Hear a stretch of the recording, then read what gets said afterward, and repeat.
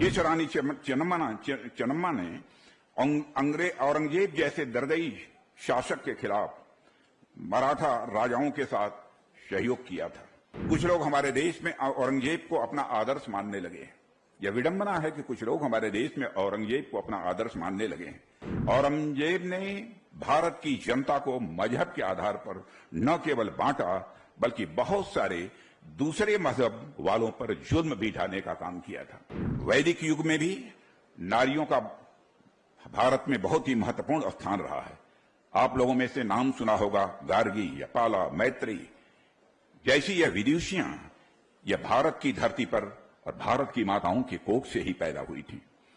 बहनों भाइयों, आज हम जब रानी वेलुनी नाचियार का स्मरण कर रहे हैं तो स्वाभाविक रूप से हमें राजस्थान की वीरांगना योद्धा ताराबाई का भी स्मरण करना चाहिए, जिन्होंने अफगानों का डटकर मुकाबला किया था।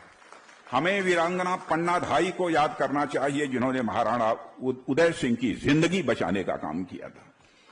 ओडिशा में भौमकारा राजवंश ने 8वीं और 10वीं शताब्दी के बीच करीब 200 साल तक शासन किया था। इस राजवंश के 18 से अधिक शासकों में आपको जानकर खुशी होगी, इस राजवंश के 18 शासक थे, 18 शासकों में 6 महिलाएं थीं। इस डायनेस्टी की पहली महिला रानी त्रिभुवन महादेवी थी।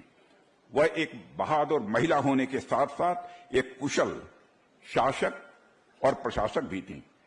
वारंगल की रानी रुद्रमा देवी के बारे में भी जो कुछ भी हम जानते हैं उसे पढ़कर सचमुच हमें हमारे अंदर एक सेंस ऑफ प्राइड, एक गौरव की अनुभूति स्वाभाविक रूप से होती है। मेरे बहनों भाइयों, आप रानी चेन्नम्मा की बहादुरी को नहीं भूल सकते।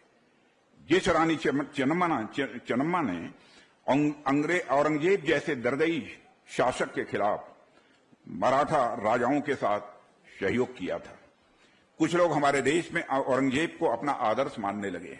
यह विडंबना है कि कुछ लोग हमारे देश में औरंगजेब को अपना आदर्श मानने लगे। औरंगजेब ने भारत की जनता को मजहब के आधार पर न केवल बांटा, बल्कि बहुत सारे दूसरे मजहब वालों पर जुल्म भी ढाने का काम किया था।